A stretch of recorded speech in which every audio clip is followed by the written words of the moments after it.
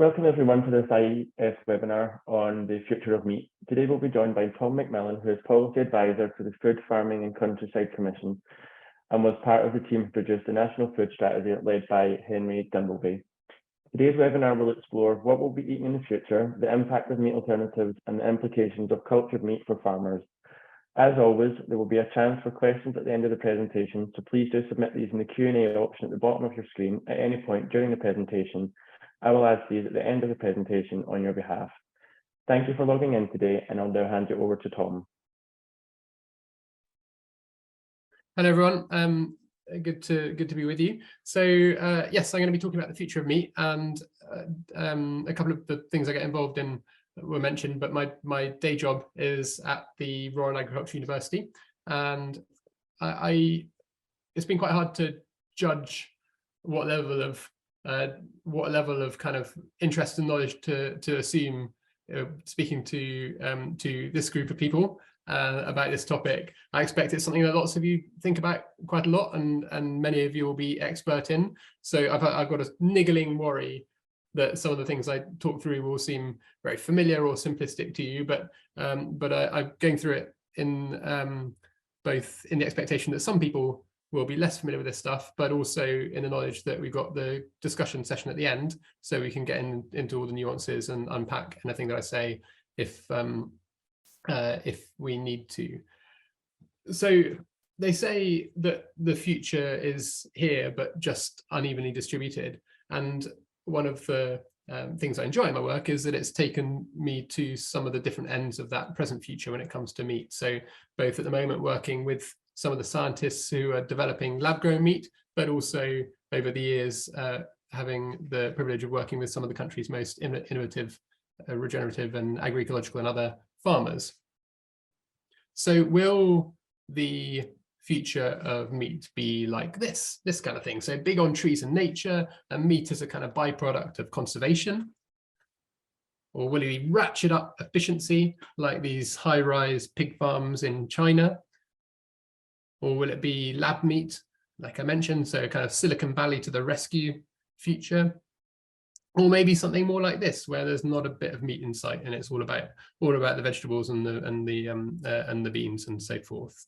And those were the contrasting scenarios from quite a few years ago that a group from Oxford came up with to think about the future of meat. And they based those scenarios on two big uncertainties. So one was that as meat comes under pressure for reasons that I'll turn to in a moment, will we cling on to it or let it go? So that's on the vertical axis. And will it be more the technology or more our habits that change most radically on the horizontal axis? So those are some of the ways, some of the features, if you think about those uncertainties, some of the different features that rise up to the surface. But we're getting ahead of ourselves, so let's rewind. What's meat like now? Well, probably about 2/3 of you are thinking pretty tasty, the other third not so sure. But I didn't mean do we like it, I meant why are we even talking about the future of meat? And one reason is we farm so many animals. They weigh 22 times as much as all the wild vertebrates on Earth. We're also talking about it because producing food, including meat, accounts for a huge chunk of our environmental footprint, being a quarter of greenhouse gases, half of land use. Changes in land use, mostly for farming, are the main cause of a crisis in biodiversity. And when you look at it globally, it's meat production that's driving that land use change, including particularly the loss of tropical forests. And that's both directly from beef ranches, especially in Latin America, and indirectly from growing crops for animal feed. And so we're talking about meat because of this big and unsustainable footprint. And of course, not all meat is equal. So when it comes to greenhouse gases, foods from animals generally have a bigger impact than from plants. So when you look at the bottom of the kind of animal list there, you can see farm fish and eggs and chicken and so on. At the top, you've got beef and lamb. But what this picture also shows is the huge range. So the best beef in the world from a greenhouse gas point of view does better than the world's worst tofu in the green. So that the blue at the top and the green, the dark green, sort of midway down to the bottom. And that's where it starts to get a bit messy.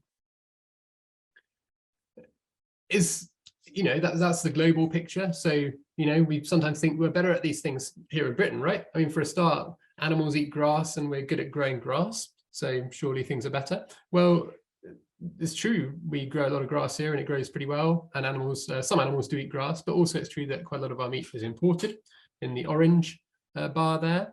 And the chart I showed with the greenhouse gases earlier didn't count soil carbon, and there's a big debate over whether if you manage grazing right, you can lock up carbon in the soil, potentially as much or more even than would make up for the methane that the animals are burping.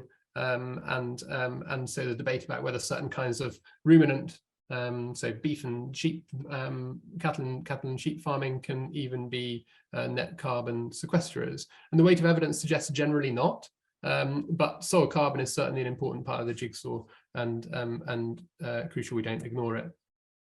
Another big debate that complicates the picture a little bit is about how you count the methane. So methane, as you'll know, is a really powerful greenhouse gas, but it doesn't last that long in the atmosphere relative to others. And the upshot is that while constant carbon emissions mean constant warming, constant methane emissions have a slightly different effect. So keeping your herd of cows at the same levels keeps temperatures constant rather than seeing them steadily warm. And of course, the flip side, though, is that if you reduce your livestock numbers, then you might help actually drive some cooling. And so where this sometimes feels it ends up is a pretty confusing picture. It seems clear that the future involves us eating less meat, but should it be beef or chicken that we eat preferentially if we're eating any meat? Should it be British or imported? And what else should we be eating instead? And here I'd like to share a few points that have surprised me when I've been looking into this. One of them is that when it comes to beef and greenhouse gases, British beef has a bigger impact than American beef. And that sometimes seems like a surprising thing. And that's not because we're bad at farming, far from it. It's largely because more of our animals are eating grass more of the time, they're higher welfare, and crucially, they're living longer. So one of the messages from that is not only let's challenge our assumptions about where we rank on things like greenhouse gas emissions, but also let's not only focus on the emissions, important as they are, but also on the other impacts, including biodiversity and water quality and animal welfare and so forth. But perhaps the point that surprised me most is that the climate story is less about the direct emissions of methane or the difference, that debate about the differences in carbon sequestration rates between different ways of managing pasture, which those of us working in this area spend a lot of time listening to people arguing about, and all those things about the emissions, but much more about what's in the yellow here, so the carbon opportunity costs. So how much carbon could you lock up if we were using the land for something else instead? That's really the big moving part when it comes to this debate about livestock as a form of production and the impact that has environmentally, both on climate, on greenhouse gas emissions and on biodiversity and nature recovery. And it leads to a slightly counterintuitive, that focus on land and land opportunity costs leads to a slightly counterintuitive conclusion. So up to a point, the less meat we eat, the more room we have for animals to be out there grazing, the way that most of us like to think of farmed animals rather than in sheds. If we keep eating meat at the rate we do, then we will need to farm more intensively, using more land to grow crops for animal feed and for carbon capture. Whereas if you want a countryside with cows and sheep in it, whether you're a farmer who farms that way or a member of the public who likes that kind of countryside, then generally to achieve that kind of future of land, you need a future where people are eating overall less meat. And so it's a counterintuitive thing. The more animals you see out there grazing, and particularly the more ruminants, so the more cattle and sheep you want to see, up to a point that relies on people eating less meat.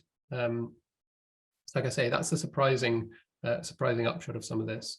And indeed, every plausible path to us meeting targets for tackling climate change and restoring nature need us both to eat and produce less meat in the UK.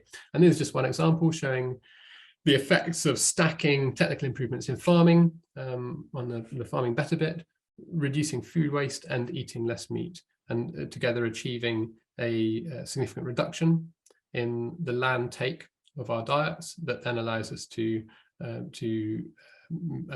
contributes to us meeting our greenhouse gas reduction and biodiversity targets. But the big question is how, and that's something we looked at in this big review that I was involved in, which came out last year. And we recommended that that kind of path could be achieved through a mix of nudges, some investment in technology, and the right support framework for farmers. And the backdrop is to those conclusions, those recommendations, is that what we eat is pretty fluid. So we eat about 4 times as much chicken than we did 60 years ago. We've seen this big switch to eating meat in prepared food. So instead of cooking it from scratch, we're eating much more of our meat, and this here shows beef, in products that other people have prepared. And that, one of the implications is that means that there's a fair bit of scope for us tweaking the amounts of meat that we eat without any of us caring or noticing very much. But one of the challenges, especially now, with the huge increases in food inflation and so on, and the squeeze on household budgets, is that you currently pay through the nose for meat alternatives. So we did some price comparison in actual shops of how these things are priced, and what you see is that apart from real steak, the corn or the plant-based substitutes are more expensive than the meat. And if you look at that meat-free mince on the left, it's just a staggering difference, staggering premium you pay at the moment, slightly bizarrely, for the meat alternatives.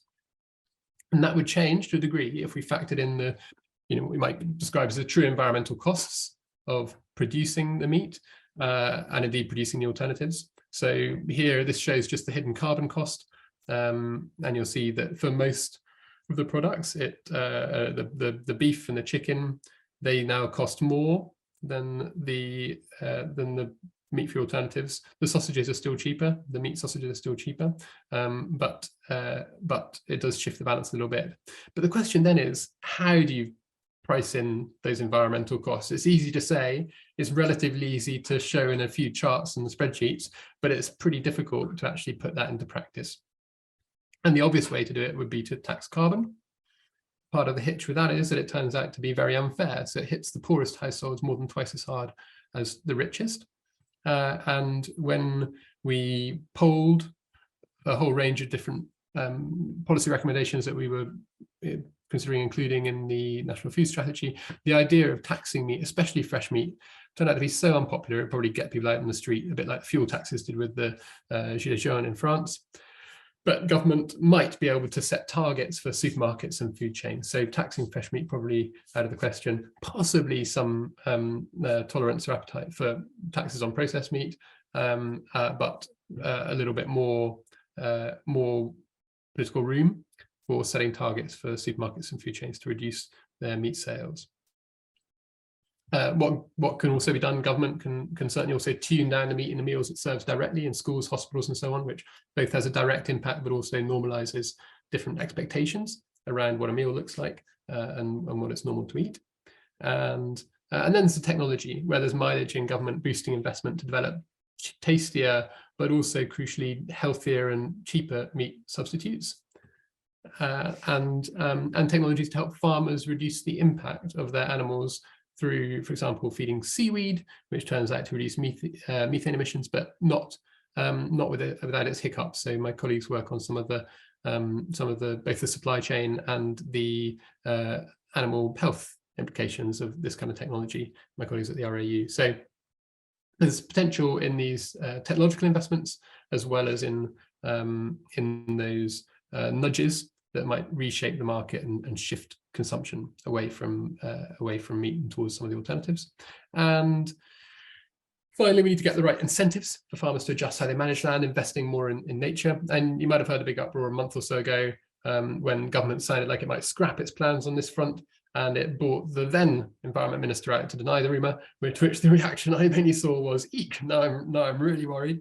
And now, of course, we've got a new Prime Minister, a new Secretary of State, but still a huge amount of uncertainty as to how the financial settlement, the deal with farmers, will unfold in coming years. So I'm gonna wrap up now. We can have the discussion, but those are some of the forces at play behind those 4 radically different scenarios for the future of meat, from the kind of Blade Runner version of what things might look like to the bucolic, and which will it be? And I'd be interested to know what you all think. My money's on it being more of all of these things at once, and the big challenge for us, and not least for government, is to make sure that we're combining their best features, not their worst. So I'll stop there and I will stop sharing and look forward to our discussion. Great, thanks for that. I do have a couple of questions here, so I'll just start. Kate Winters is asking, please could you say a bit more about why the carbon opportunity cost of beef is so much higher than dairy? Is it that the number of cows are going to beef rather than dairy, or is there something else going on? I'd have to quickly look back at that slide to check. Let me just have a quick look at it. To see what the it's picogram. So maybe to do with the numbers of beef and dairy. I think it may be. So I'm not entirely sure on that one. It may be to do with the intensity of the production systems. And there's an interesting dynamic with between beef and dairy to do with how whether you've got dairy cows also going to beef, which obviously then in effect splits the footprint between two products. So you're getting kind of more food for your footprint. But I'm not entirely sure, to be honest. I'd have to look into that. Ian Davis' question is modelling used to reach the beef opportunity cost conclusion based on GWP 100E calculations or on GWP? Mm-hmm. This is crucial for the UK as it potentially means that the predicted gains from shifting land from cattle production to forestry are illusory. Mm-hmm. Yeah, so on the I believe the opportunity cost chart is based on GWP 100 and rather than GWP star, and I think it is a I'm not so confident though, and it'd be good maybe Ian to catch up on this separately and maybe by email, but I'm not so convinced that that recasting it by GWP star would change that picture that hugely because of the scale of the land impact. And some of the really interesting opportunities in the medium term come from agroforestry and silvopastoral systems and so on, where you're combining trees and ruminant farming and so on. One of the challenges in the short term with establishing those is that you often need to destock really quite radically to get those systems established. So you've got a sort of 10-year period while the trees are growing, while you've got relatively low stocking. So great. Next. I have another one here from Ian. A key issue missing in the dietary discussion around climate diet impacts is energy return on energy invested. The Eating Oil report concluded that our typical diet now takes 10 calories of energy input for each calorie of food consumed, all based on fossil fuel use. Grazing livestock are one of the few producing systems that can avoid that. Can we meet the deep and rapid cuts needed in fossil fuels needed based on shifts to meat alternatives? Well, and clearly from not from the shift to meat alternatives alone. And interesting, there's a slightly sort of sideways way of responding to that question. I think it's a good question, but I think often we overstate the contrast between scenarios that for the future of farming and meat and land use that are associated with sort of regenerative agriculture, agroecology, and so on. So these more, a bit like that scenario with the white cows that I showed on the picture, which focus on the environmental role of ruminants in managing land for all sorts of wider benefits, and simultaneously, while it simultaneously sequesters carbon with very few synthetic, including fossil fuel-based inputs, versus a future which is all about meat reduction and plant-based alternatives and so on. So one piece of work that we did when with the Food Farming Countryside Commission was in the aftermath of the publication of the Eat Lancet report, which many of you will know is a kind of big statement about the need to reduce meat consumption, which received a pretty frosty response from farmers, including many livestock farmers, and especially farmers involved in that kind of regenerative farming system, which they felt were really poorly represented by it. What we did was got a whole group of farmers, mainly sort of pasture-fed livestock farmers and so on, together to say, if you don't like that future, what is your preferred future? And then we asked Marco Springman, who is the guy at Oxford who did the modelling for Eat Lancet and Future Diets, to then model their preferred futures and look at how those compared with the ones in the Eat Lancet report. And I think what was striking was, it was a good learning experience all around, but what was striking was how, given the opportunity to think about the preferred future for land use, given what they knew and were sort of passionately convinced about in terms of the regenerative livestock farming systems and so forth, the preferred future wasn't that different. It was more, there was a bit more, the amount of meat being consumed and produced in total was not very different. It was more weighted towards beef and lamb, and away from pork and chicken relative to Eat Lancet, but the scenario wasn't very different and the impact wasn't very different. So we often, I think, overstate the sort of, the contrast in views and direction and so on. Broadly, I'd say there's that's why I say I think the future is going to be a mixture of all these things. I think we've got some broadly consistent and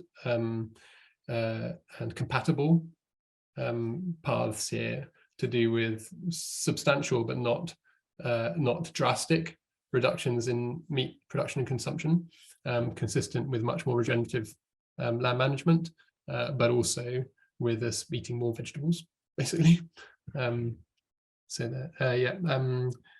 that'd be my take on that. Yeah, but thanks Ian for some really helpful questions. Jamie Gordon is asking, in terms of nudging the public towards eating less meat, stopping to eat meat, has there been any research into the impacts of CCTV in abattoirs? So I haven't looked into that recently. In some of my previous work, we were interested in the impact of CCTV on in abattoirs on abattoir practice, but I wasn't aware at the time of research on its impact on consumer behaviour, so I don't know. Okay. Matt Whitney is asking, what is your opinion on the government's response to the food strategy? Hi Matt. It was hugely underwhelming and very disappointing. So for those who haven't been following this, I mentioned the National Food Strategy, which I was involved in a team that helped put that together, and so that was an independent report commissioned by government. And then in the spring, government belatedly put out its response in the form of the government's food strategy, which addressed very few of the recommendations, and those that it did, most of them were sort of deferred. So they were statements about, we will look into doing this and we will set up that and so on. So there was very little in the bag when they came out. A lot of the National Food Strategy focuses on addressing what we call the junk food cycle. So it's about the health, the sort of way that as members of the public and as food businesses and so on, we sort of get trapped in a vicious cycle really of unhealthy behavior being profitable and that being a bad positive feedback loop. And so we focused on the case for intervention to address that. We were hoping that, so the government food strategy response said virtually nothing on any of those health-related aspects. We were hoping a lot of those would get picked up in the promised health disparities white paper, which was due shortly later than the food strategy response in the summer. But that then was a casualty of all the political mayhem over from sort of May through till September, and hasn't seen the light of day. So yeah, the overall the response has been pretty dismal, but all the stuff's still there. So it's ready to be picked out the waste bin and implemented as soon as there's a political appetite for it. Perfect, thank you. John Hughes is asking, bearing in mind the ethical considerations surrounding meat eating, shouldn't there be a stronger move towards a more vegetarian diet? Yeah. So, and I think that there are obviously many dimensions to ethics, and there are those that are, in a way, a lot of the issues that I described just now around the environmental impact of meat consumption and so on have their ethical issues, and largely can be understood from a utilitarian perspective, for example, that from that point of view there's a ethical case for eating less meat. There are then the additional issues around the animal welfare, and additional ethical issues around the ethics of whether it's right or wrong to be eating animals full stop, and those are all, in a way, issues where our understanding of them is framed by our values, and those vary from kind of person to person and community to community. And so when it comes to public policy, it is one needs an approach that recognizes that diversity of values and doesn't makes it easy for people to live by their values when it comes to things like meat consumption, but doesn't necessarily in a way assume that any of those value sets are kind of consistently held by everybody across society. So it's quite a tricky balance. I'd say the utilitarian stuff's pretty safe in terms of people generally agreeing with those, whereas the views on the rightness or wrongness of slaughter and so on are much more varied in people's attitudes on those. Perfect. From Gordon Allison, very interesting, Tom. Do you foresee any risks to nutrition in consuming microbial protein instead of meat? Yes. One of the big concerns around this is to do with the nutritional quality of the meat alternatives, but also if we're eating more of them, then whether they're any good for you matters more and more, but also beyond, if you like, the kind of the normal nutritional science, there's also this emerging debate about ultra-processed food, where there's a concern about the relationship to ultra-processed food and poor health outcomes, but uncertainty and debate about what the mechanisms are that might link high consumption of ultra-processed food with poor health. And so one of the things we looked at in the food strategy was trying to get to the bottom of this ultra-processed food concern, and not getting to the bottom of it, but remaining concerned about it as an issue, and recognizing there's a risk from relying more and more on sort of processed meat alternatives. And that was one of the reasons we suggested some public sector investment in development of meat alternatives, partly to specifically focused on addressing those health concerns and making sure that there's more money going into ensuring products are not only highly marketable but also good for you. But then in the picture as well is the fact that you've got this huge proportion of of meat already be consumed in processed products, and sometimes ultra processed products already. And so you're substituting, one kind of meat-based ultra processed food potentially for a non-meat based ultra processed food, and that might be not where we'd want to be starting, but arguably where we are. So so maybe the relative impact of going down that route isn't as big as it might otherwise be. The backdrop is overall we don't eat very healthily already, and that's not a reason to say we shouldn't be eating healthily. But if we're thinking about practical ways to that we can shift diet and eating behavior without relatively negative impacts, then it obviously diminishes that risk. Perfect. Alongside taxing, process and fresh meat, did you look at public rationing policies on meat consumption? E.g., a couple of portions of fresh beef allowed per family per month. Would this kind of policy be politically or technically feasible? So we didn't specifically look at that. I think it'd be quite a tall order, probably. Given how much kind of, I guess, nervousness there was around public nervousness around the idea of kind of relatively light taxing of meats. So yeah, I think the idea of rationing is kind of probably I'm not sure, but I think in most people's heads it would be kind of a more interventionist step. Then if you've got a kind of ladder intervention, rationing is probably like a bigger thing than taxing, like a harder intervention. From Jonathan Foote, you presented a view that was very much land sparing. Do you see greater opportunities for land sharing? And if yes, what would the system look like in the UK? Well, absolutely. I mean, I'd say my own background and interest is more on the land sharing side of things. In National Food Strategy, which is, most of the stuff I presented now was based on National Food Strategy, and in there we really deliberately tried to bridge the two.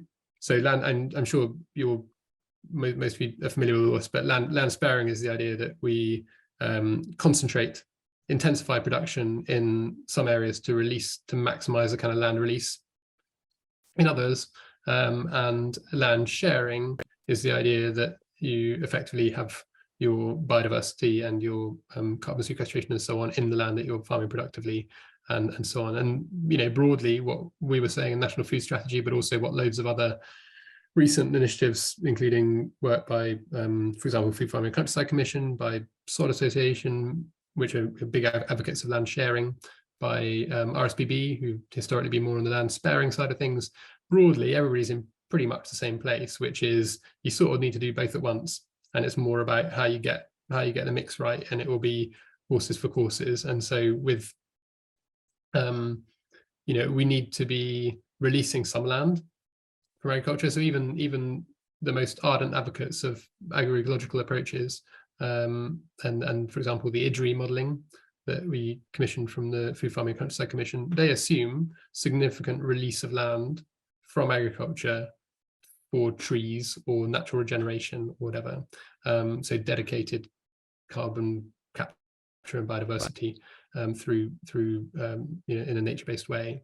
And what we recommended in National Food Strategy was, in a way, or recommended or straight acknowledged, was that you're going to get some other areas of the country where it is highly profitable to farm, it's pretty productive to farm, and as long as you can